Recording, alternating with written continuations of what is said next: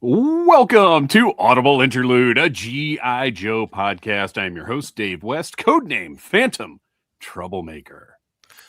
And yo ho ho, ho ho ho. I'm your co-host Noel Wood, codename Crapshoot. And are you a pirate or are you Santa?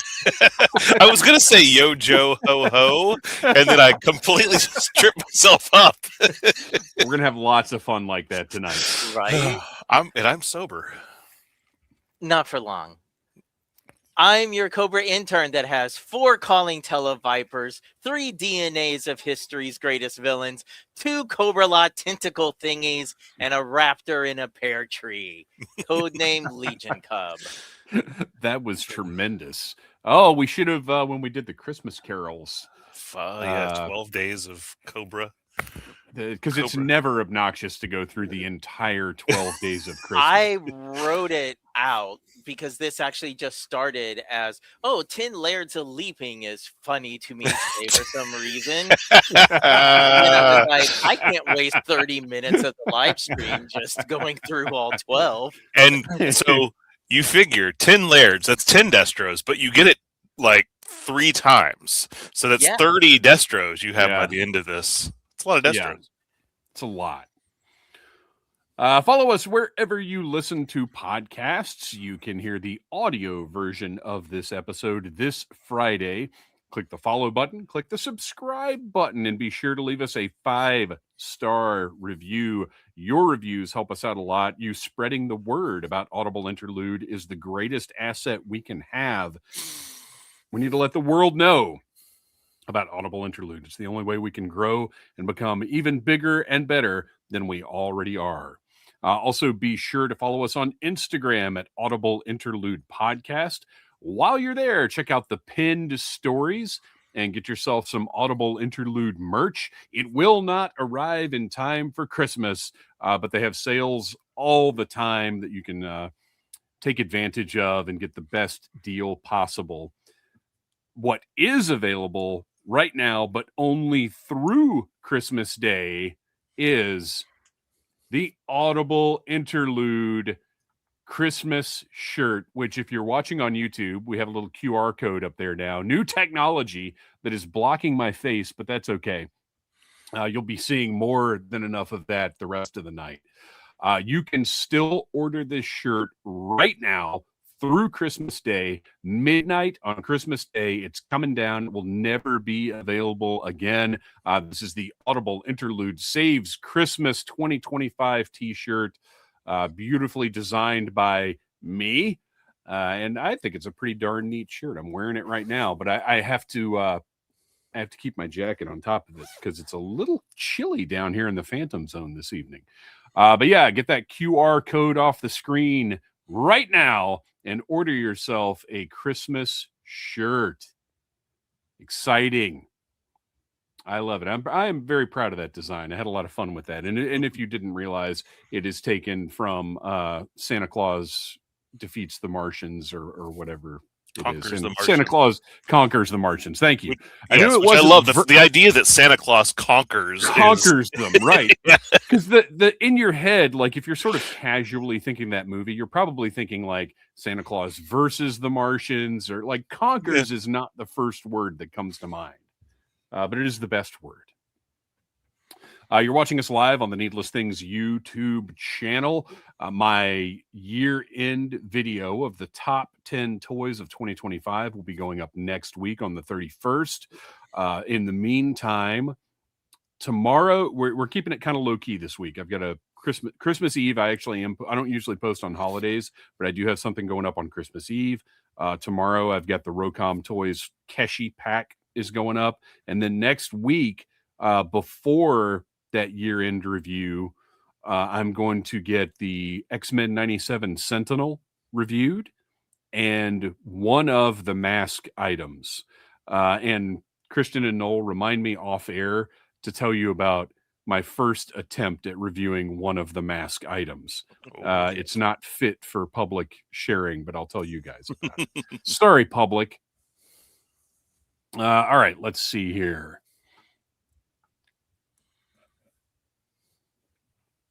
Already talked about the shirts. Oh, we've got to talk about our schedule, you guys. Okay, so we already did our review of G.I. Joe number 16. That is available right now, wherever you get your podcasts. The audio version of that is available. We are working on ad placement. We need ads. It's what pays the bills. Between that, or if you want to support us in the super chat, any money that comes in goes into hosting, and hosting is only getting more expensive because we have been hosted. The audio version has been hosted for free since the show started because, as I mentioned, I think it was last week, like I didn't even know how long this show was going to go. I just want to pay for hosting another podcast. But after 5 years, I guess we're going to be sticking around for a while. So lots of great benefits are coming from switching who's hosting us. But that's another thing that's going to be costing money now. So all of that goes right back into the hosting, production, everything else. So check out our review of G.I. Joe number 16. Our next regular live stream is going to be on January the 5th. So be sure and put it on your calendar, 8 p.m. Needless Things YouTube channel. But between now and then, we have one more audio episode this year. And there's a little something we got to take care of, something we haven't officially done before. That's right. Next week, the first annual Audies, the Audible Interlude Year-End Awards. We will be recording those. I think when we first started talking about this, in my head, it was going to be a live show. And then somebody in the Audible Army said, you guys should wear tuxedos. And I was like, nope, not going to be live. Going to be audio only because let me just tell you, our tuxedo budget doesn't quite cover a pair of cufflinks. But yeah, next week, the first annual Audies, Audible Interlude Year-End Awards. We took input from the Audible Army in the Facebook group and put together a list of categories. And between now and next week, we're going to figure out the winners in all of those categories. Who gets it? Woohoo! Reverend Scott, our good friend, in with the super chat. Nothing witty this time. Just thank you. Hey, that'll buy thank you. 1/2 of a cufflink. So we're on our way. Or significantly more than that of bandwidth, which is really the more important thing. All right, let's see here. You guys, I think we can't already be. We've been having so much fun already. It can't be news time now. Is it news time? It's follow-up time. There's actually news this week. There's a little bit of news. But really quickly, I've got to mention something. So did you guys order anything from Big Bad in the last month or so? I actually ordered a couple things today just to add to my pile of loot. I was going to say, I think everything has just gone to my pile of loot. I've had quite a few orders from Big Bad coming in over the past few weeks, and they are sending out gift labels, adhesive gift labels in every package, which I think is great. Because you spend money, we spend money on these things. But there are 6 gift labels on each sheet. However, the last shipment I got in had just a pile of them. So I'm guessing, they had all these printed up for the holiday season, and then we're closing in on their Christmas delivery deadline. And they were like, oh man, we've still got piles and piles and piles of these gift labels. Just start throwing them in. Now I'm tempted to just go ahead and fire that pile of loot. So let's see if I can get them, because I was going to wait till next month. Because there's one other pre-order that's supposed to come out in January that I have waiting. But it's worth the extra $4. Yeah, if you go ahead and hit that ship button, I bet you'll get a stack of those things. Yeah. You'll carry you through next year. Yeah, because I'm still waiting on my Thunderhawk, and it's been sitting on my pile of loot. But I added a couple more things to it. Yeah. But yeah, that's all. I did all of our gift wrapping on Saturday, and that's all I used. I had enough of them just to not dip into our paid supply. Rekship chimes in with, that's really neat. Now I can pretend my order is from other people. So keeping with the Christmas spirit, I am actually, because I buy for myself year round, on the years when we do put up a Christmas tree, I am someone that when I get my shipments in, I wrap the stuff that I get myself and put it under the tree. So that way other people in the house can be like, where is this coming from? Who got that for you? Yep. Our pal Mr. Bo Brown has a tradition of, if there's a big Masters of the Universe item that comes out around the end of the year, he'll wrap it up and put it under the tree. He did it with the Classics Grayskull. Same here. That he's done that a few times with different items. So I think that's a I- lot of fun. I don't have, well, one, I don't have that kind of patience. Two, I've got a channel to do reviews for. Right.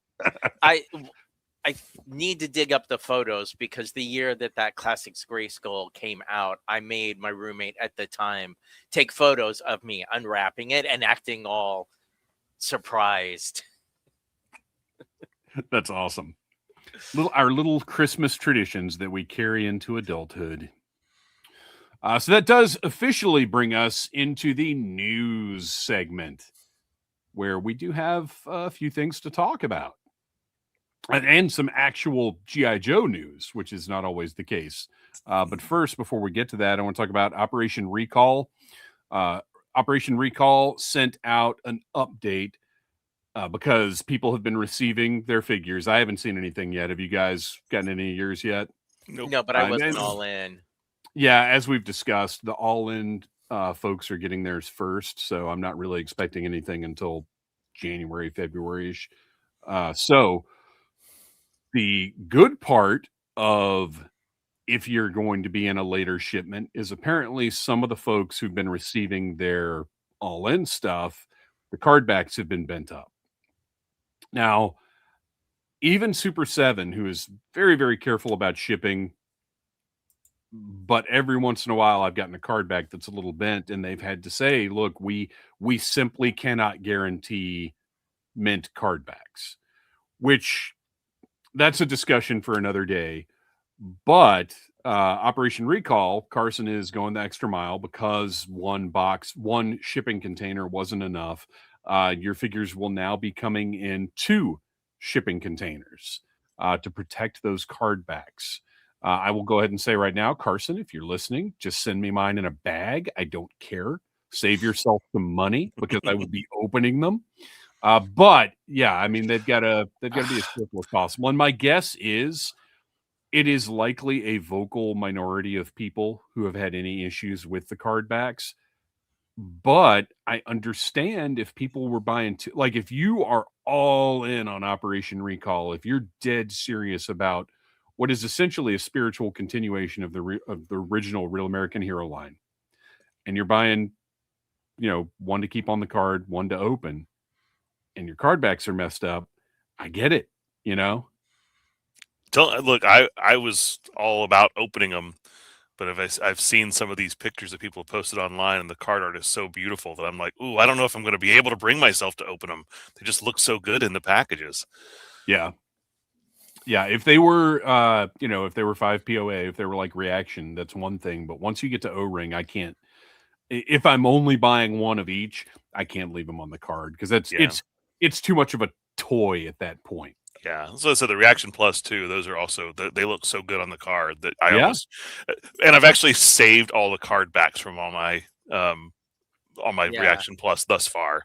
I don't know how long I'll hold on to them, but right. Well, what's fun about those is in some cases you have completely new file cards. Yeah, and I thought about just flipping the file cards and putting them into my, because they'll fit just fine in my bin with all my existing ones. Yeah. Well, so anyway, we've got 3 listeners, Nowhere Man, Child Scale, Model Joe's, and Silent Interlude all chiming in. So 2 of those, all the card backs were fine. Silent Interlude did say that one of his was creased, but it looks more like that would have happened before it went in the box. But also, all of them are openers. So nice. I'm there with you all once I get mine in. Yeah, I've just for pure space reasons, budget reasons, whatever else. There's so little. I mean, I'm not even, when Reaction Plus started, my plan had been to buy 2 of each, and that's out the window now. I'm not even buying 1 of each anymore. Well, no, I guess I am, because they have a sale. So as of now, as of this moment, I am still buying 1 of each, but certainly not 2 of each. Can't do it. But good for, once again, if you've dealt with 3D Joe's, if you've dealt with Carson, he's a stand-up guy and does his best to deliver the best product possible to his customers. And notice I use the word customers and not fans. While we're all fans, it's important to me to put in that monetary consideration of the word customer. Kind of drives me nuts when like Mattel and Hasbro refer to their customers as fans, because you're removing the monetary obligation from that. And I don't like that. Noel, would you had a little something to share there? Oh no, I just was, had some of my card backs from Super 7. Just savoring them. Just had them, so I was like, hey. But again, this message did make the point: Menti card backs are never guaranteed, because it's simply not possible. But he's going to do everything he can to get them to you. All right, next up, we've got another O-Ring update. Very exciting. Legends of the Hidden Force, the update that we've all been waiting for. They received these photos from the factory on December 18th. The factory is currently boxing up the packaged figures and should be finished within the year. Now, that phrasing is a little... within the year means by December 18th of 2026. Which I don't think is what they intended. I think they mean by the end of this calendar year.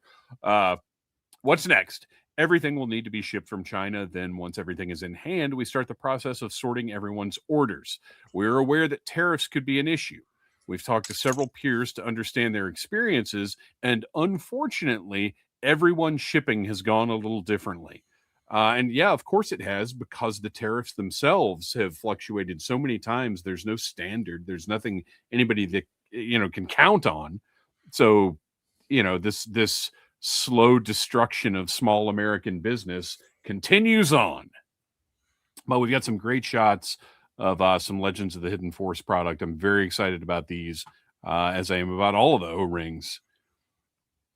But just cool to see these are this close to being in our hands and being reviewed, because of course that's what I'm always excited about.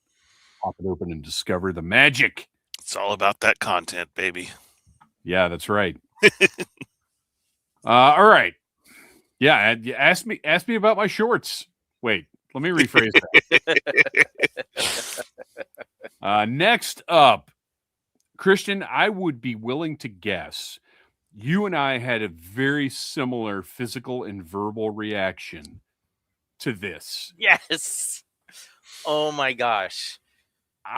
This blew my... Well, okay, so first of all, they teased this, a couple of weeks ago, 3 weeks ago, something like that. And I said, bring on Adventure Force, because this is clearly Adventure Team, in that vein. And I'm all about it. If Hasbro isn't going to do it, Fresh Monkey Fiction, you go get you some. And they are definitely getting them some with the Secret of the Serpent Temple action figure set. That includes, if you know that classic art of Joe Colton fighting the giant snake, this is a Joe Colton figure, complete with a really close to the Adventure Team logo, fighting a giant snake. Now, I will say, once I dug into the pictures and realized the snake is just a slug and has like no articulation whatsoever, that was a little disappointing, but it did explain the price. Did you not realize that? No. Didn't bother me at all. Oh, you didn't care? In fact, part of my, when I was trying to figure out my response to their social media post, because of how much I love this and how much Hasbro, well, I'll save that for grievances, but sure. Which, by the way, real quick, if you are not aware, tonight brings the first ever airing of grievances here on Audible Interlude. So stay tuned. This snake looks amazing. Yes. It's, a large scale. If it was articulated, as much as I love articulation, it would not look like that. Right. And So that's... I love this so freaking much. It just kind of drove home to me that yes, Hasbro has been doing amazing things with the pets, and my mind was blown when that very first Timber was shown with how much articulation was in him. But it doesn't always have to be that way if it can help keep costs down, because you can still put out something that's Right. detailed and works with the figure in so many different ways, because you get that great shot of him fighting it, and then there's that other shot where he's running away. You kind of see the snake back in the trees, and the snake doesn't look like, McFarlane Toys sculpted this to do one thing and one thing only. So, and Speaking of sculpts, it's all about the toy photography. Speaking of sculpts, how about that Shatner likeness that Dude, figure has? I was just getting ready to mention. So the default portrait on this looks 1,000,000% to me like William Shatner, which is amazing. I love it. It's great. However, the alternate portrait, I'm getting George Lazenby off of that. Like, crazy. Yep. And I'm here for that too. My gosh. Now they've got secret agent bodies coming out. Now I want this alternate reality where back in the 60s, both George Lazenby and William Shatner starred in like G.I. Joe movies. Adventure Team movies, yeah. Yeah, I'm so excited about these portraits that Fresh Monkey Fiction are producing. Scale Model Joe's jumping in with, how hard can it be to make a bendy wire snake? Looks at Globulus. Oh, right. Yeah, that's a fair point. Yeah, so I'm all in on that, and it's $44.99, which I think is absolutely fantastic. Yeah, I was so surprised at the price. Like, we know because of tariffs that Operation Monster Force went up to like $39 a figure, I think it is now, or close to it. And you do get a lot of accessories with Operation Monster Force figures, but considering that for $4 more, you're getting that snake, that would be $15 for Hasbro, because they charge this $15 for just blasters. So this is it's a phenomenal value. And if you are excited about this, but you haven't purchased any of Fresh Monkey Fiction's other stuff, I cannot stress to you enough, the quality of this is better in some cases than the toys that are on the mass retail shelves. Oh, I'd say in every case. I mean, these figures, once you get them in hand, are so much higher quality than what we're getting from Mattel and Hasbro. And look, I love my Mattel and Hasbro figures. Don't get me wrong. I think they're very, very good. Some of the best mass-produced action figures we've ever gotten. But Fresh Monkey Fiction stuff, I think, is this is not opinion. I would say, if you were to create metrics of action figure quality, their figures are simply better. So yeah, very excited about this. Oh, what do we got? Double Pale L wants to know, when's the Order of the Crimson Moon Hooded Cobra Commander coming out? Asking for a friend. I just the other day I checked the Crimson Moon right now figures on Big Bad, and there hasn't been an update, so I think it still says like what, second quarter 2026. Well, they still say fourth quarter 2025. Clearly, they're not hitting that goal. Oh yeah, no. We haven't even seen. Why was I always thinking they were advertised for 2026? No, those have been fourth quarter 2025. I think since the beginning. The 2026 were the next wave of Operation Monster Force. Ah, okay. But yeah, they're definitely not hitting. Clearly, they're not hitting that goal. Yeah, throw up scale model. Just fifth quarter of 2025. Please, no, we do not need a fifth quarter in this year of all years. Please, just let's end it. So yeah, we'll see. We haven't even seen the sort of production sample updates that Fresh Monkey Fiction typically does. Mm-hmm. So I would say it's going to be a little while. Oh yeah, to clear things up for everybody, as always, or as we have been doing for a couple of months now, we have two different feeds going on. If you are looking at a like cell phone shaped feed, a vertical feed, you can get in the other stream and get to the regular feed, which is a nice 16:9 aspect ratio. All right, so very excited about that, and that is due to come out. I think it's second quarter of 2026. So I've got to think that this was probably being worked on for a while before they even announced it. Yeah, because they didn't show this at Joe Fest. Right. So they did an excellent job of keeping it under wraps. Look at this. Look at the old brain working. Second quarter, 2026. I was right. Hooray for me. I can remember when something I pre-ordered 2 days ago is supposed to come out. That's a big accomplishment. All right, let's see. What else we got here? Oh, okay. Here we go. Are we ready? Let's do it. On YouTube, last Thursday, Friday, one of those days, Lenny and BMAC put up a little Arctic Hiss Tank Please Buy Me video, which I thought was very nice. They kind of, showed off the model of the Arctic Hiss Tank. It did not, well, it made me want one, but not in a left brain kind of way. It just made me think, oh, it'd be really cool to have that. But then my logic kicked in and I was like, yes, but then you have to have somewhere to put it and you have to pay for it and blah, blah, blah, blah. So I have not ordered one. You have until a couple January 5th, 4th, 5th, something like that. Yeah. You got a couple more weeks to order the Arctic Hiss if you so desire. But they also showed off some render reveals of companion figures for the Arctic theme. First up, and the one that I liked the most, and from what I understand, it's getting a little bit of a mixed reaction. Well, all three of these have been getting mixed reactions. I'm curious to know what the chat has to say about these.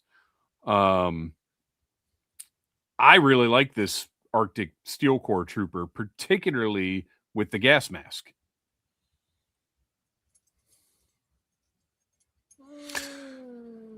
I'm not crazy about the Steel Corps just in general, but I like the body, and I think that if I were wanting to really do a full decked out like Arctic deco, I'd see if I could do some head swaps for existing figures and display them with these, with this body. Well, the first thing I thought of was, well, here's your Arctic Big Ben. Like if you want to throw that Night Force head onto this body. As long as the peg matches. Because as someone who has done head swapping with classified figures, they all seem to be different. Are you blowing one of your grievances early? No. That's a little pre-grievance. Well, because I thought about that one. I was like, but I don't do a lot of head swapping, so for me that's not a problem. But I know it's a problem for others. Silent Interlude says, I'm skipping the Hiss, but I want these guys and the Night Vipers. Yeah, I really dig this figure. I mean, I'm not going to get more than one because I really just want to display it with that gas mask. It has this, I mean, it's the one that came with Big Ben, right? But I would think it just has this cool look to it. So I want to have that trooper specifically. Rexship says the Arctic Steel Corps was so close to being Arctic Big Ben from that one special set in between A Real America Hero and G.I. Joe versus Cobra. Yeah, and that was my first exposure to Big Ben, so I like that winter look for him. But I'm not going to. I won't be doing the head swap. I talked about whether you can or not. This is just I dig this look. Next up, the Arctic Saw Viper, which I think is pretty neat, but for me, is a pass. Well, when I first saw this pop up I thought this was a Blizzard figure because it has that similar visor, and I was like, "Oh no, that's just a Saw Viper repaint." But It does look like that big wonky Blizzard helmet. Oh, here we've got to address this real quick. So it was not confirmed to my ears anyway. If somebody has other information, and you may well, whether these were single figures or a 3-pack. People are referring to them online as a 3-pack, but I watched the video. The video gives the impression that they're individual releases. That's what I presumed. The only thing that suggested it might be a 3-pack is at one point Lenny says it's 2-on-1, but that could just mean in this release how they're. I don't know. So I have not seen it confirmed that it's a 3-pack, but I don't follow every single news source out there, so I don't know. Kevin Riddle is saying, I like this 3-pack, but I did order a hiss and need the troops. So I think you were the first person in the army that has said that they ordered it. So, no, I think a few people last time we talked about it. I believe there were a few people who came in and said, "Yeah, we're getting it." So if it has been confirmed. Oh, yep. Here we go. A few people. Carlos Salinas saying BMAC from the Joe team said 3-pack in an interview with the Adventures in Collecting podcast. Okay. Oh, okay. The unofficial G.I. Joe Classified podcast. Good for them. That saves me from worrying about buying this now. Yeah, because I definitely wanted the Steel Core Trooper. The Saw Viper was a no for me, and then this one I thought was really cool, and it was a maybe. But if it's a 3-pack situation, then I'm just going to pass because who knows how much that's going to be. They have not done any multi-packs that are both Joe and Cobra yet in Classified. I don't think, have they? They've all been like 2 or 3 packs where they're all on the same side. So. Whoa! Brian Fabian with the super chat. Merry Christmas. Love the show. Keep up the great work. Whole set of cufflinks. Thank you so much, Brian Fabian. That is awesome. That again, that all goes back into hosting or whatever we got to do to keep the show going. We appreciate that so much. Yo Joe, Brian Fabian. That's awesome. I just want to add that when I saw these, I think I finally understood what people were saying when they revealed the Arctic Flint and Lady J for the Snowcat. Because I don't know, I'm just so thoroughly underwhelmed by all 3 of these. Oh, really? Interesting. And I think there is kind of that general feeling, but I love the Steel Core Trooper. I really, really like this one. I might like this more than the regular paint job on the Night Viper. I just think it looks really, really cool. I think that Saw Viper looks better in these colors than the one we already got. Well, and you know what? That's a fair assessment. And also, I get like a Stormtrooper vibe from him with these colors. No, you know what vibe I get? I get a Horde Trooper vibe. Oh yeah. Mm-hmm. Like that in this color is what put it in my head, is seeing it this close to those Horde Trooper colors. I was like, oh my gosh, this is. But which kind of makes me like it more. And who knows, when these go up, we'll see what the price point is and what's going on. But I don't know. We'll see. But That's, some actual Joe news. Not too shabby. But is that all three of us as of right now? That's a pass on the 3-pack. Oh yeah. Yeah. Yeah. I think they're neat, but Nowhere Man Child said it had been smart if they had released a render of Iceberg 2 to help upsell these Cobras. I don't Yeah. disagree.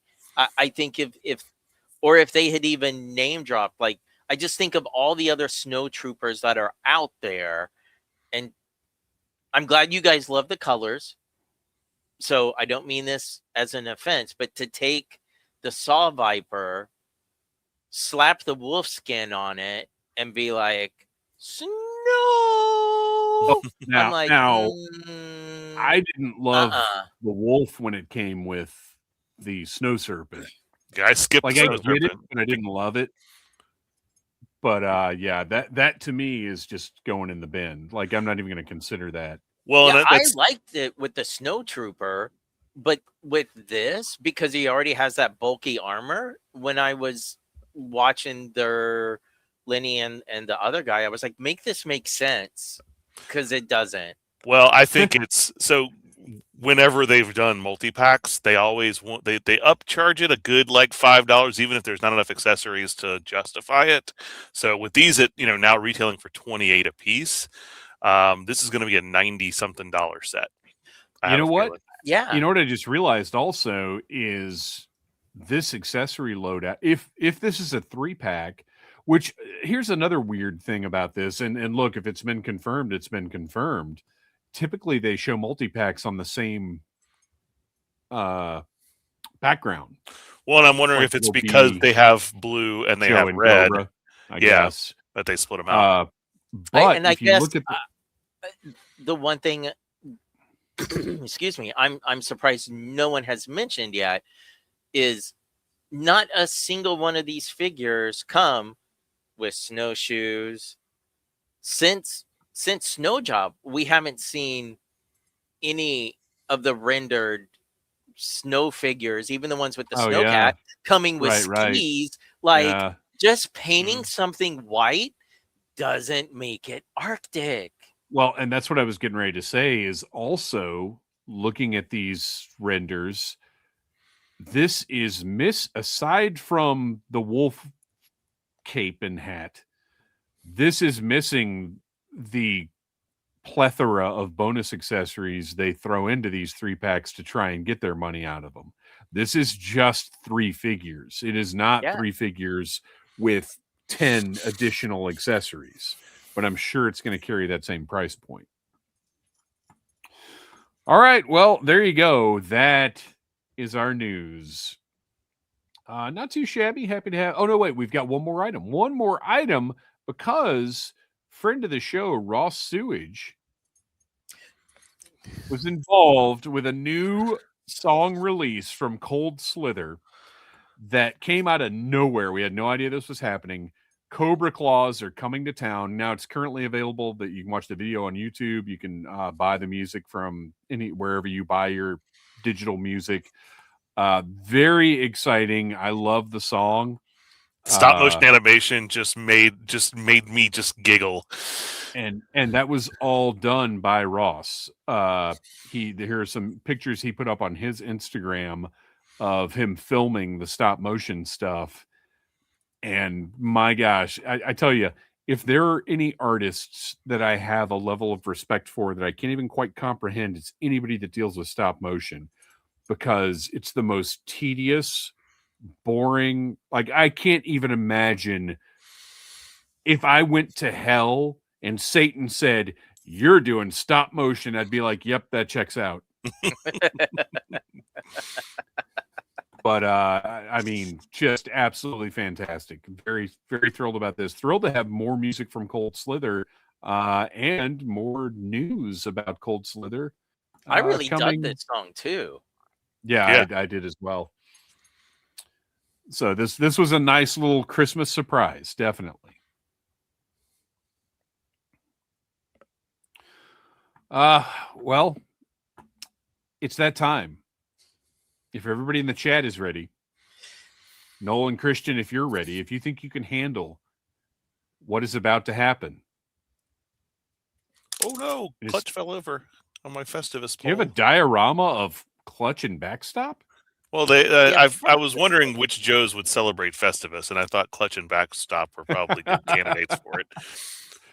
Well, well, we have an advance grievance from the wait, chat. hold on to it. Hold on to it.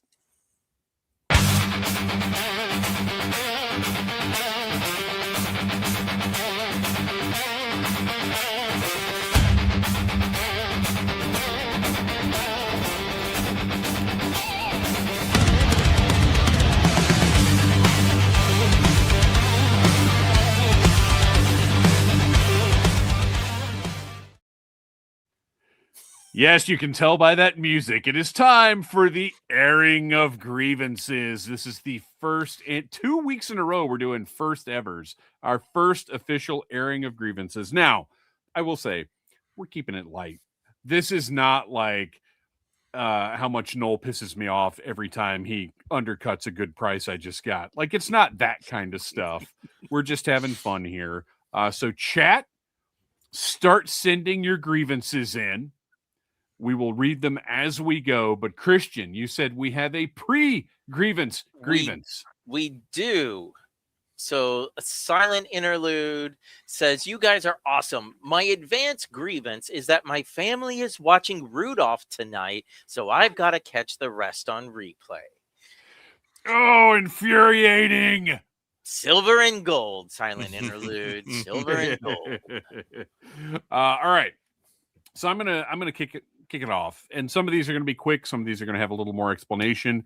We're just gonna have fun with it. And this is a legit grievance. This is something I dealt with recently with my review of the Ectomobile, which, by the way, I learned as I was doing the review and the research for it that Ectomobile is the proper name because it's what was used in the script for Ghostbusters. So anyway, why isn't everything the same scale? What are we doing?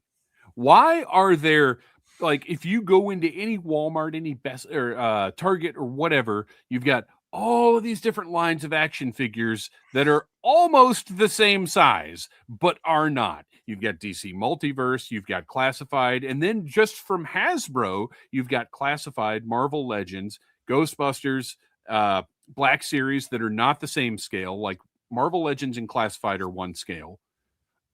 Black Series is another scale. I don't know if Ghostbusters is the same scale as Black Series or not, but like, what are you doing? And apparently Hasbro's deal is, well, we've got a movie scale because we need things that are representing actual people with real dimensions in the real world. They just start scaling them differently from superheroes and stuff, which dumb. Make them all interchangeable. Like, what is the problem here? It drives me absolutely crazy. And anytime something new comes out that's like, this is at the 5-inch scale, this is at the 6-inch scale, which also, that's a whole other grievance, because guess what? Inches is not a scale. So that is my first grievance. Infuriating! Kristian, grieve us. Okay. My first grievance is the G.I. Joe PR team. Sure, the show is named after them, but guess what? We as Cobra had some wins too. How do you think we had all the money to buy all those vehicles and make stuff? So no, the show only ever shows Joe winning and us losing. So screw you, G.I. Joe PR. That's my grievance. Infuriating. Noel, what have you got? I love the attention to detail on classified figures. Love it. Don't get me wrong. It's great that we have G.I. Joe figures at 6-inch, this little 6-inch scale that's so popular right now, even if it's slightly different from the other like Marvel toy lines, as you were just describing. You know, the idea that when we were kids that you were actually going to get little pistols that fit into holsters very snugly, that's very nice. And I appreciate that you have the little strap that goes over the holster. But I, for the life of me, and my little like carpal tunnel hands go crazy every time I realize I have to snap that stupid little thing over the holster bag. And I will almost threw a figure across the room today trying to get that in there when I was trying to get Mainframe's little pistol holstered, because it's just pressing, you feel like you're gonna break the figure, and it drives me insane. You know what? Tiny magnets or something. Just do something that will like make that a little bit easier. Magnets are not going to be the answer for mass market retail, because apparently they never are. But I will say what makes this even more infuriating is sometimes that works great and it plugs in and you're like, oh my gosh, did I just get that? I got it. Whoa, great. And then other times it just won't stay plugged in for anything. And it's infuriating. Yeah, Serenity now. That's right. Okay, so I got to do a little zoom in. I hope I get this right. Good. Okay. Next up, something that I have tremendous grievances with, and it's only getting worse. Doohingies. If you don't know, this term was coined by Brian Myers of the Major Wrestling Figure Podcast. Doohingies are the little plastic tabs that hold our figures into the trays that they're in. And I hate them. Sometimes they're way too tight. Sometimes they just pop right off and it's not a big deal. But whatever the case, they're all over your floor. Whether you realize it or not, you could get up right now, walk around your toy room, and you're going to find one of these on the floor. No matter how careful you think you are, no matter how precise you think you are with cutting them, throwing them in the trash, whatever, I guarantee there's at least one of these somewhere in your collecting space. And what drives me even crazier about it is now they're going way overboard with them. Like Mattel will take a Masters Universe Origin figure that weighs, 3 ounces, maybe, is tucked snugly into its little plastic tray, but for some reason, there'll be 2 doohingies around the ankles, 2 around the wrists, 2 around the biceps. What are we doing? It's unnecessary. 1 around the waist at most is all any line needs, whether it's NECA, Mattel, Hasbro, I don't care who it is. 1 doohingy on the waist. Get it together. It's infuriating. Well, so the chat feels your pain. So, Nowhere Man Child, grievance, figures in clear plastic mold packaging, but also tethered to it too. Whoa, Yes. same time. Well, and that's what's crazy is sometimes when you cut through the doohingies, it still takes effort to push the figure out of the tray. So what are we doing? Ugh. All right. Oh, Kristian, we've got another good one in the chat that I think is worth revisiting, even though you mentioned it already. Yes. Carlos. Yes, Carlos Salinas. My grievance, lack of uniformity in neck ball joints. Ridiculous. 100%.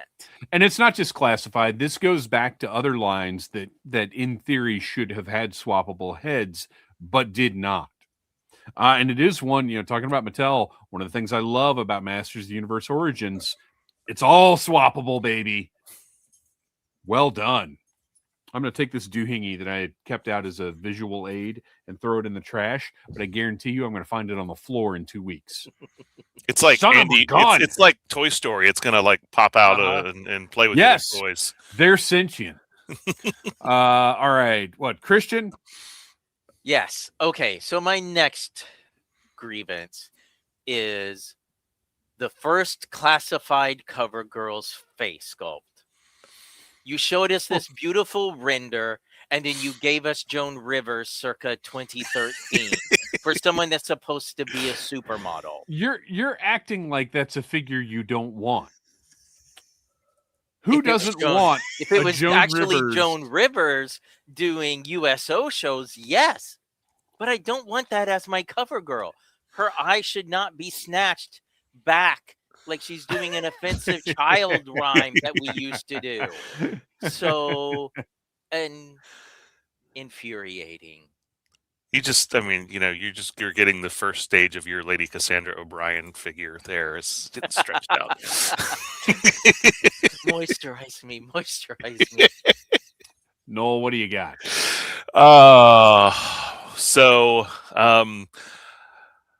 let's see which one I want to go with. Let's talk about. I'm going to expand on yours with your doohingies. Oh boy. This is something that is very, very much a Transformers problem more than anything else, and it's those elastic bands that not only just strap to the card itself, but strap around parts of the body, and you don't realize it until you get it out and you start moving it around. And there are elastic bands around like bits of the transformer that you have to get in there with a pair of clippers and get like way in there to clip them to get that thing undone and transformed. And so especially like some of the larger ones drives me crazy. I want to say there was a couple of them on some of the Joe crossovers. So you may have seen them in there when you were opening those. Might have been. Like, that might be something crazy. Studio Series Optimus Prime was the one that like about drove me mad. Yeah. So, yes. If you can't trust, because Marvel Legends does it as well, and it's like if you can't make the piece to actually stay in place, that you have to put this separate band on it. Figure something out. Yeah. Yeah, actually that is an even better point of if whatever the part is that you're securing doesn't stay in place on its own, then you haven't engineered it well enough. And that is a grievance I'm sure Transformers fans have far more than I do. But yeah, if there's like a panel that's supposed to click into place or whatever the case may be and it doesn't, then go back to, keep working on it. All right, let's see. Oh, here's a good one. Here's a good one for recent, especially this time of year. This is mostly with smaller companies, but when you ordered an item and you get the notification that your item has shipped, but your item hasn't actually shipped, they just printed the label. Your item isn't actually going to ship for another week. Can we get a your label has been printed notification? Because that's just annoying. Like, oh, cool, there's a tracking number. Let me go check it out. And you either get this number does not exist, or we'll let you know once we have this item in our possession. And sometimes that's 4 or 5 days after you get that initial your item has shipped. Yeah. So we just need to add in a new notification. I mean, I know for a fact because when I sell something on eBay, if I'm sitting in front of my computer and I get the notification, I immediately will buy that that shipping label within like 30 seconds of receiving the money. And I'm sure the person getting is like, wait, what? You've already shipped that thing? That's not possible because that's the notification they get is your item has been shipped on eBay. And I don't blame the company or the sellers or the whoever for that, because that's set up within FedEx and USPS, which I think are the two main offenders of this. So yeah, I don't blame the sellers because I'm the same way. Like when I sell stuff on eBay, when I know when it's ending and I'm sitting here, once let's say I have 10 auctions up, once those 10 auctions end, I'm boom, boom, boom, boom, boom. I'm printing up everything and getting it ready to go. And I don't want them to get your item has shipped. I mean, granted, it's going to ship the next day. It's not going to be 4 or 5 days, but all right, Kristian, back to you. Okay, so I'm sticking with some sculpting here. Screaming face sculpts where you do not include an alternate closed mouth head. Looking at you, Crazy Legs. Because guess what? As I mentioned in one of our previous episodes with Dr. Mindbender, I guarantee you I'm not going to be able to take the head from my Night Force Crazy Legs to put it on the Retro Crazy Legs because either the skin tone isn't going to match or that neck ball joint is not going to match. So I would imagine a neck ball joint, because I don't trust them. From here to the toes, if you're listening, I'm indicating my upper neck. They're reusing those parts. Yeah. because that's the most cost efficient way to make crazy legs. So I don't have any problem thinking that purely compatibility wise you'll be able to do that swap. But skin tone, yeah, who knows? That's a crapshoot. And there's plenty No of relation. and there's plenty of especially modern era Dukes that they release with the screaming face, and I'm like, I don't need a figure that looks like it has stepped on a Lego or is, you know, in the conference room diorama trying to plan out how to attack Cobra, and meanwhile they're standing off to the side with O-face. Like, it's just not right. Hey guys, how you going today? Glad to see you all. It drives me crazy. I'm sorry I did that. Immediately I regret that. Oh, that's gonna get chopped and memed. But yeah, I agree. I do like expressive faces more than I used to. But if it's going to be that expressive, you have to include a neutral face. All right, Noel. All right. So one of the things that was great about the original 3 3/4 inch Joes back in the 80s was, you know, you got your figures, and then several times they actually would include, they would sell the little accessory packs that you could just buy, and it was just accessories. And one of the best things about that was the figure stands, because sometimes I just can't stand the figures that I can't stand. And, you know, throughout the years, those became more prevalent in the later Joe lines when they came on the trees. And of course, we have our good friends at Small Joe's that produce these wonderful little things. I'm looking at the wrong one. I'm looking at the for the mobile version. So, you know, these are fantastic. Hasbro has given us some really crappy little stands on our retro figures. But come on, man, give us some good stands. The retro carded figures have, because they're very thin, they're very cheap. I mean, look, I don't know what you're thinking Hasbro's going to do, but thin and cheap is probably about the highest level. Well, but I have noticed with some of them, because the foot hole is shallower, it doesn't even work with the stand that's included. Yep. That is unforgivable. Well, we've got, you know, I have purchased them, and I've mentioned this before because this was my Joe and Tell sometime not too long ago. Small Joe's produces these now.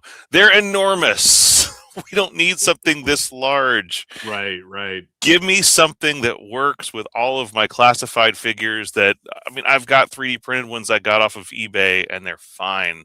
But you know, some nice clear ones like this would be wonderful, or just something that's a little bit better quality than, because the QA on 3D printed stuff is not always great. Oh, Kristian, Brian Fabian. Yes, I put it up because I've got. So Brian Fabian, grievance: companies shipping items and placing the label on the item itself. I had a laptop shipped to me that way, and I was like, "What are you doing?" So I ordered one of the Christmas presents for my wife. Got here, and it's like kind of a special collector thing, and it got here, you know, a week or so ago, and I went to wrap present. Like I said, I got all my presents wrapped on Saturday. That's not entirely true, because when I pulled this item out to wrap it, Amazon had slapped 2 gigantic shipping labels on the back of the box of this item. One of them was the gift label, because it was from her wish list. So it was, I think when they run out of the little gift paper, they just print it on shipping labels. I mean, look, I am not mad at the Amazon employee for this, because I understand they're probably working 18-hour shifts, peeing in a bottle, and then drinking that pee in order just to survive. I get it. It's not your fault. Nobody in this country is being paid enough to care about what they do. That's a fact. So I'm not mad at the person who put the shipping labels on the item, but these 2 full-size shipping label things slapped on the back of this item, and it's a collectible, like potentially it will be left in the packaging as a display piece. So I sent off my nope, I'm returning this because look at this picture of what you did, because top down, your company doesn't care about anything. You're the most nihilistic company in the world, except for the bottom dollar. And so, fortunately, Amazon's very easy with returns. Like, Yeah. you don't even have to put it in like a box. You can literally, like, one of the return options is throw it at the end of the driveway, and they'll come get it. I don't know how they're making money doing this, but whatever. So I did a return. The other one came today. The other one did not have the label slapped on the back. However, the box looks like it was sat on, but it was recoverable, so I was able to wrap that and get it done. Well, but yeah, it's infuriating. My problem with that is when they just take the item that has a box that tells you what it is, and they just put the shipping label on and they ship it to you. So like the robot vacuum I got my wife for Christmas a couple years ago. You're not supposed to get your wife a vacuum cleaner. I've gotten her 4, and she's very happy about all of them. No, that's same. She's asked for them. Same. my wife's gotten 2, and has been thrilled both times. Yeah. Like, look, but we could do a whole episode about like bad wife cliches that are stupid. Like those memes. You know what? I'm gonna go in real quick. I'm gonna go into a sub grievance. All of you guys that are putting up these like hide my purchases from my wife memes and all this kind of stuff, like that's some real I can't even go into how lame that is.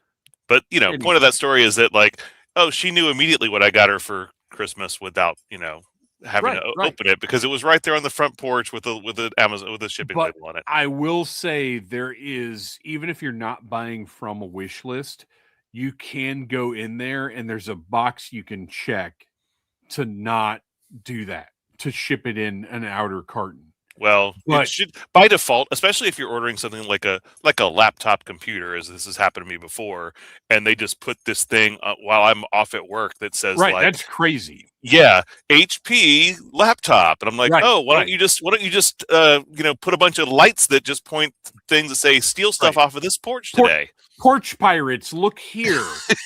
Yeah, that's ridiculous. But yeah, just so everybody is aware, there is a setting like when you order something from Amazon, you can go in and there's a ship this, or I think it says this item will come in its original packaging.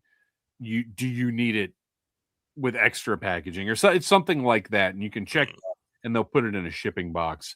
This, my mind is blown. Kristian, could you put up rec ships? Yes. So we have our first anti-grievance, because who doesn't need a little positivity? My wife doesn't care what I buy as long as we've budgeted for it, which we always do, LOL. Because you're a responsible adult. Yeah, right? But what blows my mind about that, had no idea Rec Ship was married. Oh. Nope. No clue. Congratulations on however long that's been going on. All right, let's see. Where were we? We were at Noel. So is it back around to me? Is that correct? You know what? This one's going to be quick. Toe joints. Get them out of my toys. They're dumb. Toe joints are stupid. All it is another point of failure for the figure. Infuriating. All right, Kristian. Okay. So this one, this is a grievance with Hasbro. So I don't want anyone to twist this. This isn't towards Skybound. This is towards Hasbro. Uh-oh. With whatever company you are publishing comics through, that you're giving the license to, not keeping G.I. Joe trade paperbacks in constant print is a mistake. Watchmen, Walking Dead, Johnny the Homicidal Maniac. When I worked at a comic shop, there were certain IPs that at any point you could pick up a previews and order the trade paperbacks for it. And there are certain storylines in G.I. Joe that should always be in print. I love what Skybound is doing. I love the compendiums. not everybody could afford that.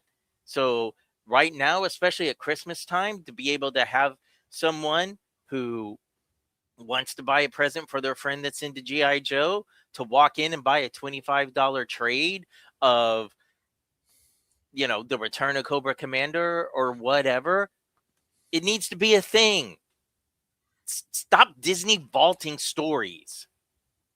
I will agree with that 100%. And actually, that's something that I feel like Marvel has been pretty good at over the past decade or so, is finding those key stories and keeping them circulated. Because I know Riley has been going through, now he's got Marvel Unlimited, so obviously that's a whole different thing. But even with trades, I know that Marvel keeps certain stories every few years out there. They seem to be pretty good about refreshing their IP, I guess, or keeping it in the public eye. And yeah, I wish now that Skybound has Joe. I mean, granted, they've done reprints of the silent issue, which I think is great. Single But issue. let's do a collection just for the heck of it. Let's do a collection of the Barovia story that we just reviewed. Exactly. Let's do let's do some curated classic stories just to have stuff on the shelf. Using But Marvel at the same time, though, would they look at that as, well, we're taking attention away from what we have currently? But you're not. You can have someone go into a shop, you can sell them Crisis on Infinite Earths, and it is a phenomenal story. Yeah. I still live by it. Over the years, DC has undone it completely. Yeah, they have. Nothing about that book affects anything you're going to read today. Undone it, redone it, done it again. Yeah. Undone it. Yeah. Same thing yeah. with the Mutant Massacre. A good story is a good story. So Yes. the Barovian, the Return of Cobra Commander, the Chuckles miniseries 1 and 2,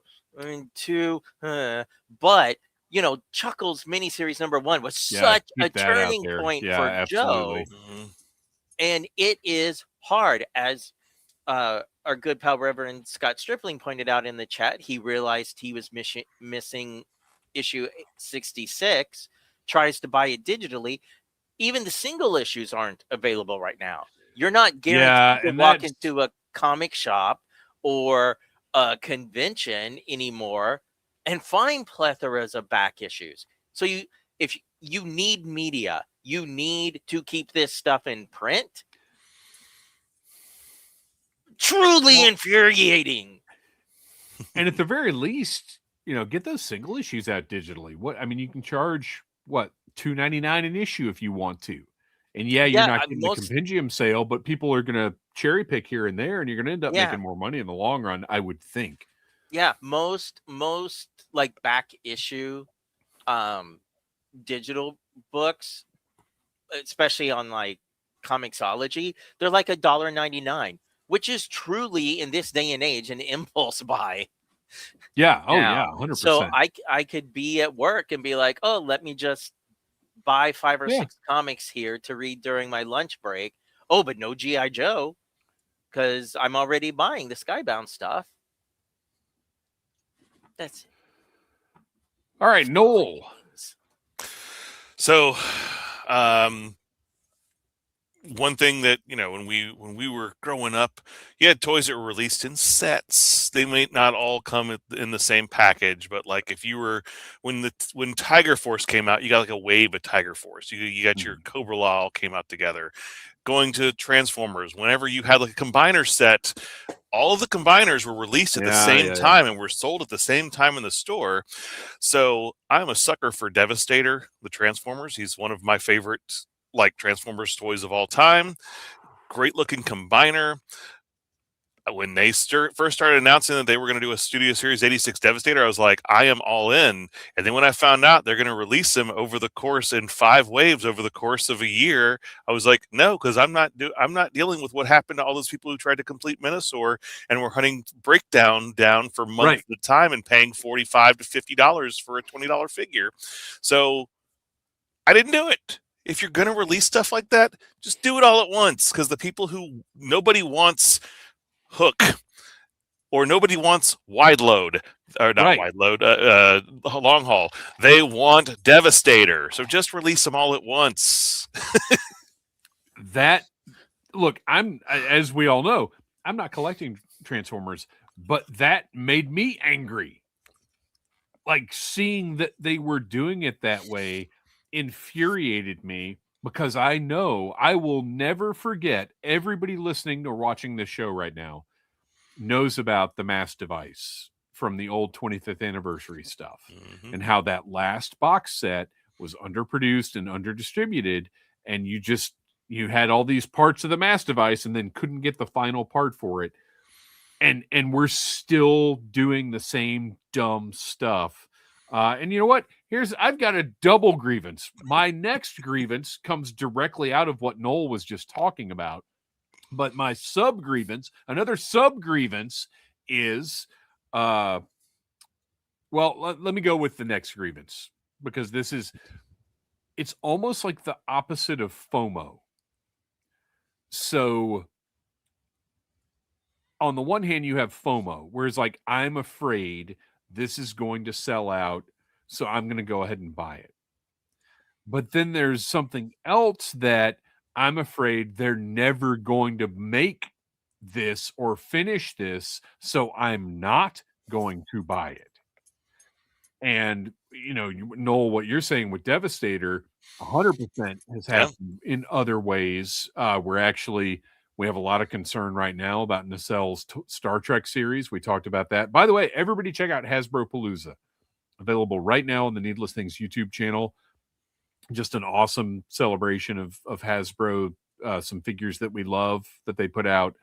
But we talked about this a little bit on Hasbro Palooza. I think when did this come up, Kristian? We talked about the Star Trek Nacelle stuff, right? We did. Anyway, it's concerning anytime anybody gets the Star Trek license, because they're not going to finish anything. They're going to put out a wave that's something from the movie, something from the current show, something from the original, and it's just a mess, and you never get anything completed. And with the Nacelle stuff, I was like, man, I don't know if I even want to start this again. It's not worth it. Same thing with McFarlane Super Friends. When they first announced those Super Friends figures, I was like, well, I have no faith that they're going to complete either team, Super Friends or Legion of Doom. So I'm not going to bother with these. But now we're several waves in, and it looks like they are going to go all the way with it. And I'm like, well, darn it. I would have bought this if I'd had any faith in their ability to complete it. And that's kind of my next grievance there, is just that whole sense of like, just put it all out, or give us some kind of assurance that you're going to get to where we want to be with this thing. And now I don't even remember what my sub grievance was. What were you were talking about Devastator and not that being spread out over so long. Probably something to do with the way Hasbro does teams. And they spread it out over years. Yeah. And it wasn't as bad with Devastator as it was with Minosaur. It was like 2.5 years, I think, for all those figures to come out. But still, it was the fear that might be the case, because things get delayed, or things end up at Ross or whatever. Yeah, like it's and that. If I remember correctly, when they were announcing Devastator, they acknowledged, like, we know what happened with Minosaur, so here's what we're going to do. And you're like, oh, here's what we're going to do. We're going to put them all out at once. Cool. No, that's not. They didn't learn the right lesson from this at all. No, they tightened up the release schedule was the main plan, and nothing was an exclusive. So just organically, I have made my way through almost all of my grievances. Where are you guys on your lists? I got one or two that I could still toss out if needed. I have three, but I have two that are important. Okay, we'll keep going then. The next one I've got, and this is not even remotely toy related, but it just made me angry earlier. Because I got some gingerbread trail mix from Walmart because I'm not observing my typical dietary standards right now. And it had one of the, in theory, the top of this plastic bag, it has a little tab right here, and you just peel it right off and can open it up and enjoy your snack. But whether it's paper towels or these plastic bags or anything, I have noticed lately a rash of perforations that do not work. Oh, where the item will tear anywhere, but it's almost like the perforation is reinforced, where it will tear anywhere but the perforation. I bought all of these acid-free bags to store my figures, the Ziploc ones, and the whole batch. They did not cut accurately at the top. Completely sealed. Yes. Oh, that's infuriating. So I have to take a scissors, and then of course it's never perfectly lined up at the top. Let me ask you this, and I've done the exact same thing in the past. I know. Why would you not return them? Because it's not worth it. Because I get it. It's going to cost me more in gas to get to the fixture store where I bought them from and return them than it would be to just eat it. Kristian, you look like you've had a recent example. As someone who gets quite a bit of the miniverse building stuff, both as a ADHD, I need something to do with my hands, and for the toy photography. That perforated packaging drives me crazy because I'm pretty sure that they just print those dots on there because it never tears. And the thing that drives me crazy, especially about the miniverse stuff, it's already blind bag, so it's in a hard plastic shell that you cannot see through. All the parts are individually bagged inside, so you couldn't see it if you open that. But they still have to put 2 or 3 layers of the perforated plastic over it, and you're supposed to peel this and now peel this, and it's like I have to go home, take an X-Acto knife to it in order to get in to I don't need Fort Knox to get into my my toys, and 2, if it's perforated, it should tear, and it should tear as one solid piece. Right. On an unrelated note, but somewhat related, shout out to Milo's tea brand, because they're like 1 gallon jugs of the sugar-free sweet tea that we buy all the time. About a year ago or so, they stopped putting that stupid like foil and paper seal over the top, and it just has you turn the thing once, it breaks the seal, and you have your tea ready to pour. Nice. No more of like trying to pry that thing out with a knife. Dude, on a similar note, pills, vitamins, stuff like that, where you screw the top off, and then inside it has the little circular plastic thing stuck to it, and there's a tab. And the tab is never pull off, and the tab more than half the time, the tab rips off and leaves the stupid cover on the thing.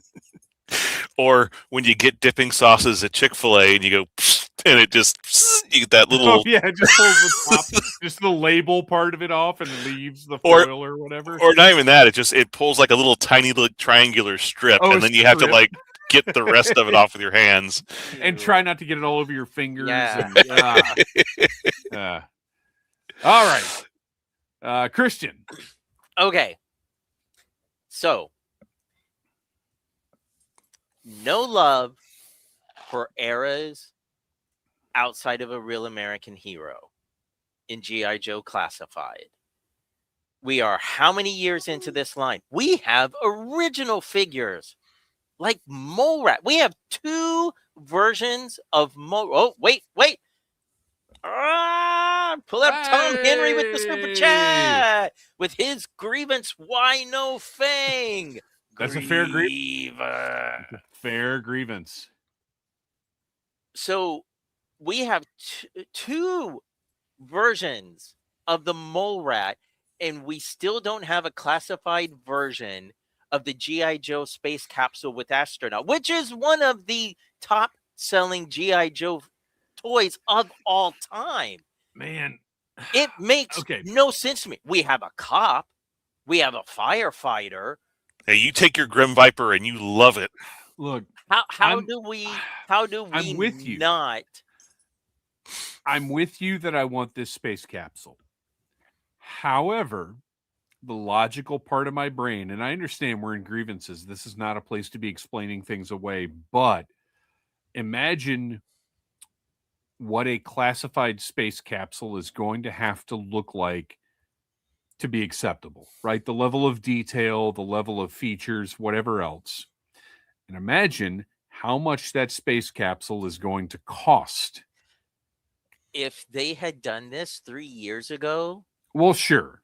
But 3 years ago, they weren't in a place where they could do something weird like that. Do they know? Someone has to take a chance. When they put it out in the 3 3/4, when they did those anniversary figures that were, the Frogman, the Marine. Are you talking about something that happened 30 years ago? But still, they did it. I don't necessarily think anybody at that point was clamoring, Hasbro, with pitchforks, we need this, but they did it. No, but the cost risk was so low at that point that who cares? Like even if that thing was $25, and I doubt it was, like that's nothing, that's negligible. But now we're talking about this thing is going to be $100 item. Nowadays. At least. And a $100 item for a space item where, yes, you have nostalgia for it, but there is zero current mainstream interest in like space exploration in that way. I think it would still sell based on. You could probably, and maybe it's a little Pollyanna of me because I'm just like imagining how big the original. That's not one like was. you, Noel. You could probably get away you could probably do that for an $80 item. I will comfortably say there is no way.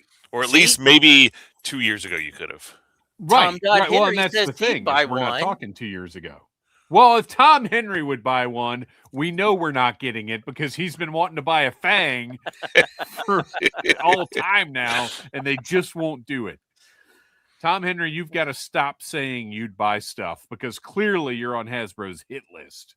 But not even the space capsule. I'm just talking in general. We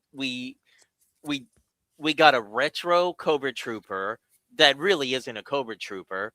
So give us a Neo Viper. Give us. It's a Cobra Trooper. There's so many other retro. There's so many other figures in the G.I. Joe line that have really cool, interesting designs. No, but there was no design for Mole Rat. He wasn't a known character. Shooter, same sort of thing. It was a figure that never had a figure before, and we all really liked her, and we bought her. I think that you can branch out and do some of this, recognize some of the other lines and eras of G.I. Joe, and if you make a good toy, people will buy it. Yeah, they did Helix, they did Kamakura, so those were more recent Joe characters that were fair.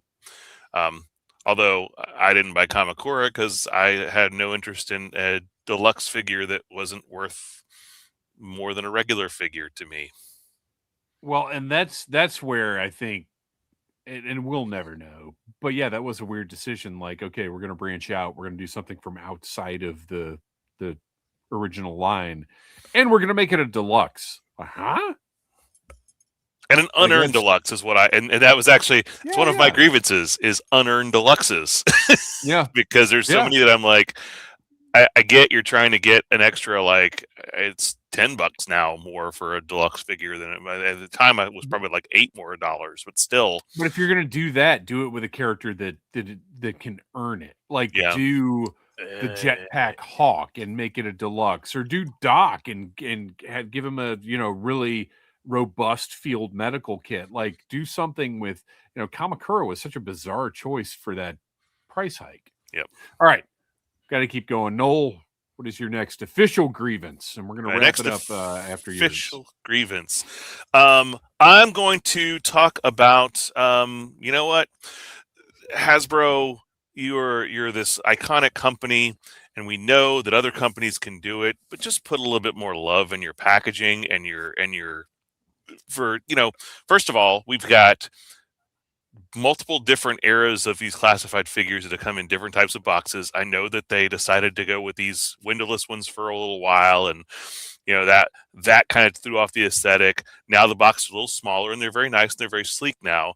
But like, I'm not a mint and box collector, but boy, if I was, I'd be pulling my hair out seeing like all these different sizes and shapes of boxes throughout the years. But also, again, I keep these. These are these Super 7 figures because this is so well thought out. This has this classic, Hasbro look. It's got this great file card. Everything is very nice. I can sit here and enjoy the packaging for 20 minutes before I open the thing. The closest we've gotten is them trying to do these retro card figures, and these pale in comparison with this multi. Look, I get it. You're trying to maximize your profit there in multiple countries. You got to print like 4 different languages, or 5. Is it 5 languages on here? Regardless, That's a lot. This is garbage. I'm just going to throw this away when I'm done with it. So yeah, just a little bit more thoughtfulness in your package. There's some things that you do very well, but that's just not one of them, especially not with G.I. Joe. Yeah, I will agree with that. And with that, we bring to a close the 2025 airing of grievances.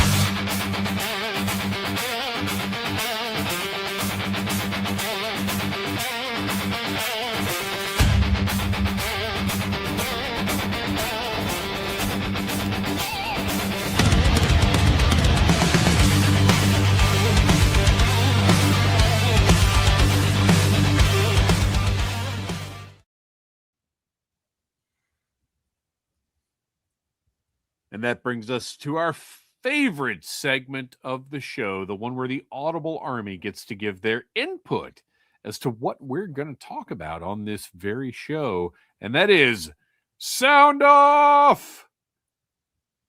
Every time we're doing a live stream, we go to the Audible Interlude podcast Instagram account. We post a sound off image where we request input as to what we're going to talk about here on the show. We've got some pretty good stuff this evening that we're going to get to. So without further ado, let's sound off. Up first, Yorktown Joe. No topic specifically, just wishing you all a happy Festivus. Okay, and a Merry Christmas to all, and to all a good night. Thank you very much, Yorktown Joe. We always appreciate your input, and we have had a very good night, and I think a successful airing of grievances. I feel better. Mm-hmm. Silent Interlude. Will you be gifting any Joes for Christmas? My kids aren't really interested, but I did get one figure for a friend, and I'm on the fence about buying some reaction dogs. I'm going to guess that's supposed to be figs, maybe, for my nephews, who I won't see until after Christmas proper. Still deciding because they're also not super invested in Joes, but they're young enough that maybe I can give them a gateway figure to get them hooked. So for me, no, I'm not gifting any Joes for Christmas. My son's just not. His thing is Marvel and DC. And as far as relatives, no, just don't really have anybody crying out for a Joe gift. What about you guys? I No. do. Well, in the sense that I have a package that's supposed to show up on Christmas Eve.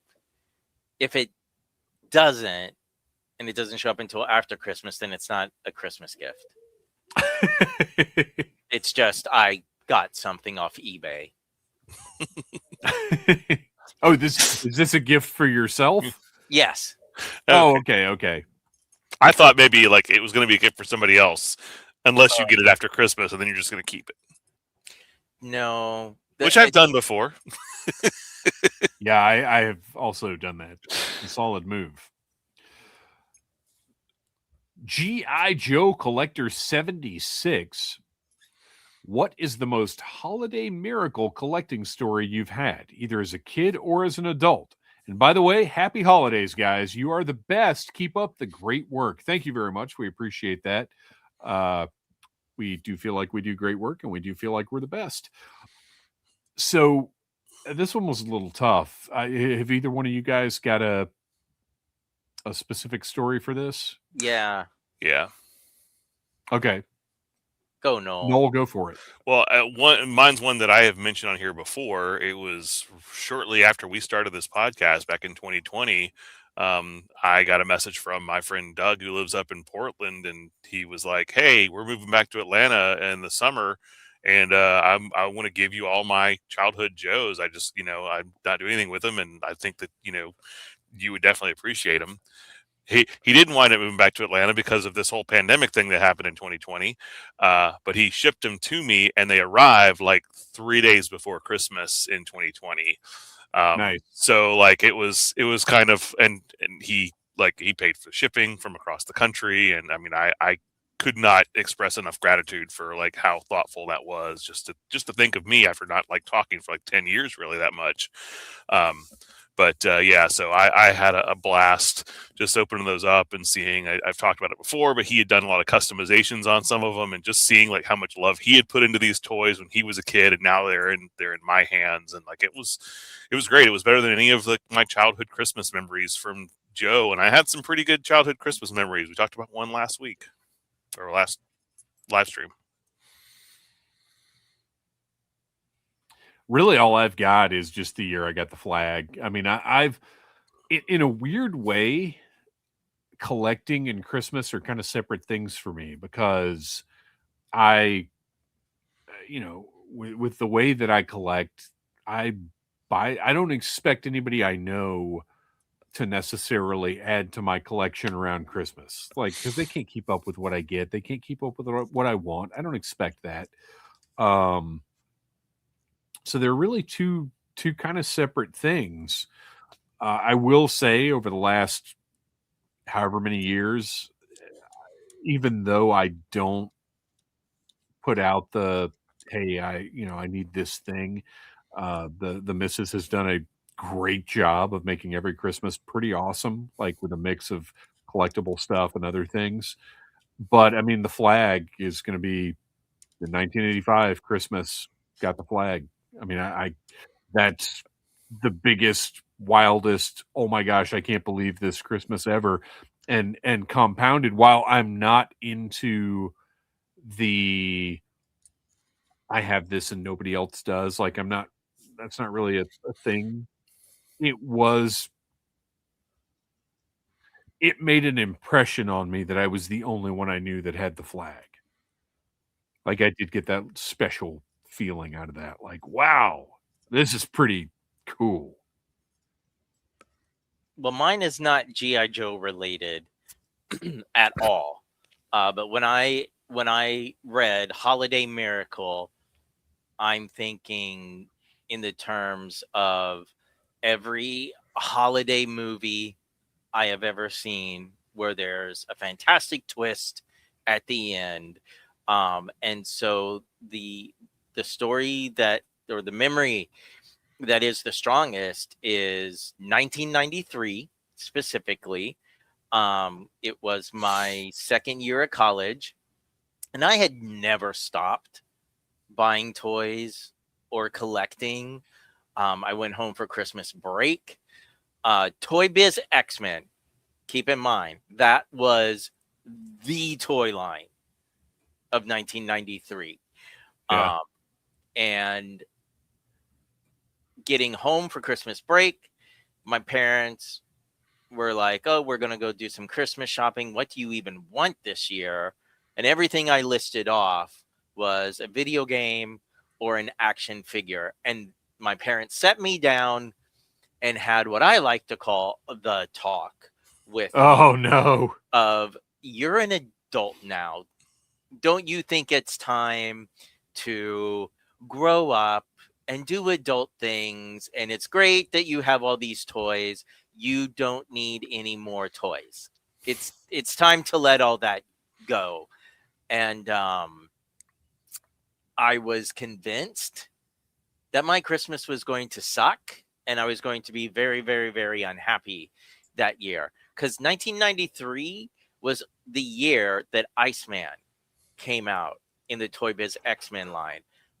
Dude, we were just talking about that figure. Iceman, thanks to Spider-Man and his amazing friends, being one of my favorite X-Men since I was a little kid. And his figure was impossible to find. Where I went to school, right outside Cincinnati, I had so many Toys R Us's, KB Toys, comic book shops. I hunted like a dog. Could not find this figure. So Christmas Day, real quick, until recently was still the best Iceman figure that's ever been produced. Truth. So Christmas Day, I get one box and I am prepared for something stupid, like, I say stupid in the eyes of a toy collector, something like a boom box or some electronic piece of gear. And I open it up and it is a box full of X-Men action figures. And right there at the top are Iceman and Strong Guy. And oh man, I was absolutely ecstatic because my two favorite characters, there they were. We actually ended up having a bad snowstorm, so I was not able to go. I was late going back to college for, coming back from Christmas break. So I used that time, and it was the first time I ever did, I guess you should say, toy photography. I did, because I was very much a video kid. I was in television broadcast, and I shot a lot of video and photos so that when I got back to the college and I had access to a studio, I could put together a music video using X-Men action figures, which is long since, awesome. Been lost to time. But not only did I get Iceman, but my parents never again questioned me growing up or the fact that I will always want toys. That reminds me a little bit of in 1995 when, after a few years of absence of me not wanting toys for Christmas, when my mom asked me what I wanted for Christmas that year, and I just said, this was when Power of the Force 2 came out, I want Star Wars toys. That's all I wanted was Star Wars toys. Yep. And she looked at me sideways like, what? I had a similar experience. It might have been that same year. I can't remember the timeline exactly. But there was one year where I've talked before about getting that Star Trek bridge set from Playmates Toys that had the original. It was the first time they produced the original crew in that Playmates Star Trek line. I got that, and then I think I got that Power of the Force. They replicated the early bird set. Yes. Mm-hmm. I think I got both of those things the same year. And it was after the talk that Kristian had. Like, I got the same kind of talk. But I think those might have both been 95. I'm not positive, but it was right around the same time. Well, Nowhere Man Child says, it ain't a miracle, but I got some redback file cards and a Starduster card casually sitting inside a stack of file cards for sale at a toy store that didn't prioritize Joe file card values. Nice. That is a miracle. All right, next up, Scott Stripling Art. Airing grievances? My only grievance is you guys aren't live every Monday. Other than that, good job, guys. What Joe toy did each of y'all ask Santa for this year? Don't you dare say the flag either. So no, I would not ask anybody for the flag because nobody needs to deal with trying to get me a flag in the condition I would want it to be in. Honestly, I didn't ask for any Joe toys because I get what I need. So those weren't on my list, to be honest.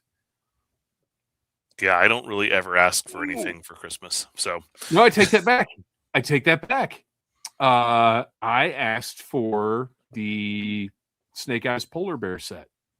That is on my list because I didn't want to spend my own money on it, but I wouldn't mind getting it as a gift. So that actually is on my list.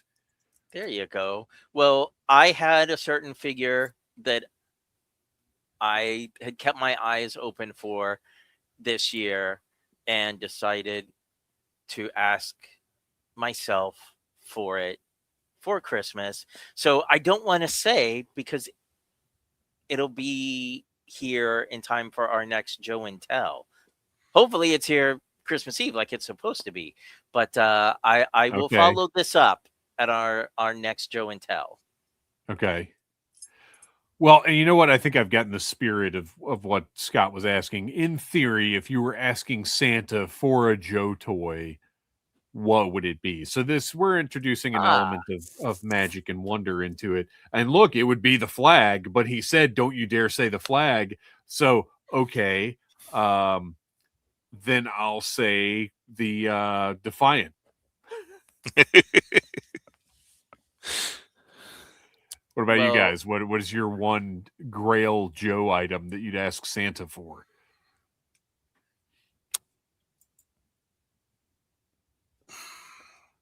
If it was asking Santa this year, then I would be asking for a very decent condition with all of his parts, Zartan and Chameleon. No, Santa it up. Mint in box. Yeah, it's case fresh. No, one to open for a video to make everybody furious, and one to keep mint in the box. I'm good. I'm good. You know, the Dreadnoks are all a little dirty and grungy, so I'm okay. I just want him to have, his knee pads, his chest plate, and no loose joints.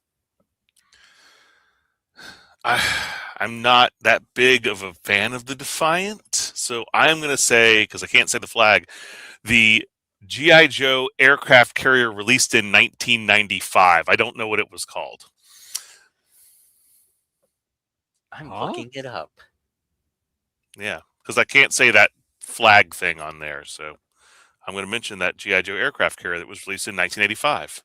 Oh, 85. I thought you said 95. Did I say 95? Oh, sorry. You did. I was still stuck on Power of the Force 2. So, 1985. It's an aircraft carrier.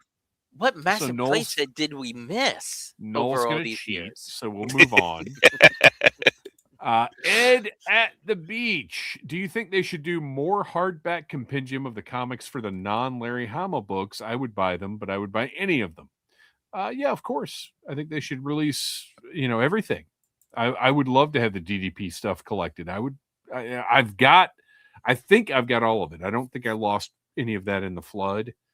But I would still like to have, collections of it. I'd like to have digital copies of it. So yeah, absolutely. Anything should be brought back into print. Yeah. Sneezy the Squid. Our pal Gary from the Dragon Con American Sci-Fi Classics track will be wrapping it up this week.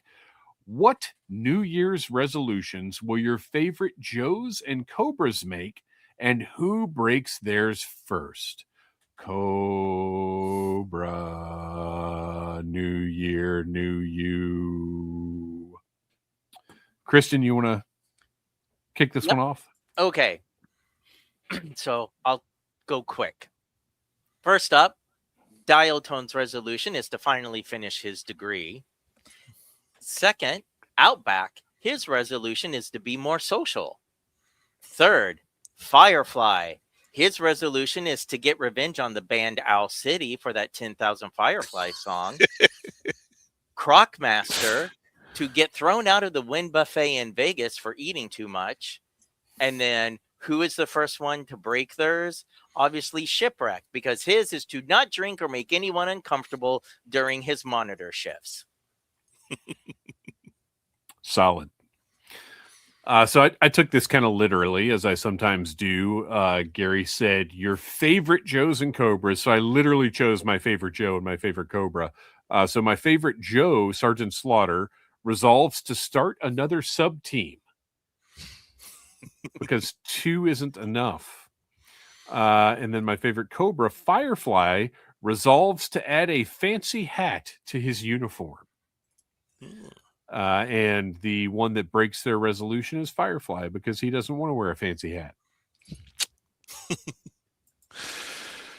So for mine, I didn't pick my favorites, but I only picked a couple here. So for Bazooka, it's to cut out junk food because, as we saw in the Devil's Due comic, he has a tendency when he's not, he's not active. He's sometimes binges a little bit. Zartan, well, and he loses his mind over the frozen fudgy bar. Well, too. and like clearly there's signs of addiction.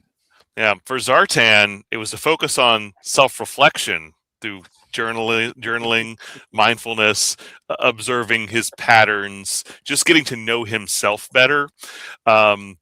Both of them are clearly going to blow these resolutions. Yeah. But Bazooka, he already broke it with a frozen fudgy bar. He found a frozen fudgy bar in his freezer on January 2nd, and it blew it. Zartan, it took a few months for him to get into another character and just completely forget who he was. I would think what would happen with Zartan trying to journal would be that every single time he would just branch off into some fictional world.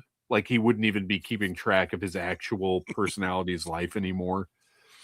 But yeah, good call. Both of those good resolutions. And yes, they're both going to be broken. And that brings us to the end of another episode of Audible Interlude. I'm exhausted from that airing of grievances. I had no idea how deep and powerful those grievances would be, but I'm glad they're out. They're out there in the world now and can be addressed by the powers that be. And hopefully our lives will all be improved by sharing the things that are making them less than they could be. Our music is by Andy Samford of electricminnowmusic.com. You can follow us on Instagram at Audible Interlude Podcast. Kristian, where can we find that toy photography that you do so well?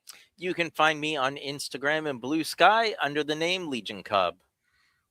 And Noel, why don't you tell us a little bit about The Finest? The Finest is an international G.I. Joe costuming club raising money for a wonderful organization called Canines for Warriors. We did it, guys. We hit $10,000, which was our goal for the year. Excellent. So, yeah, but you know what? If you still want to donate, you know what? All the money still goes to a great charity. And we're going to start with a brand new slate next year. You can see us at your favorite toy show or other convention and, help us achieve next year's goal. Excellent. Well, you can catch us next week wherever you get your podcasts with our first ever Audible Interlude Year-End Awards. And then our next live show will be January the 5th on the Needless Things YouTube channel. Until then, yo, Joe. Cobra. La la la la la la la.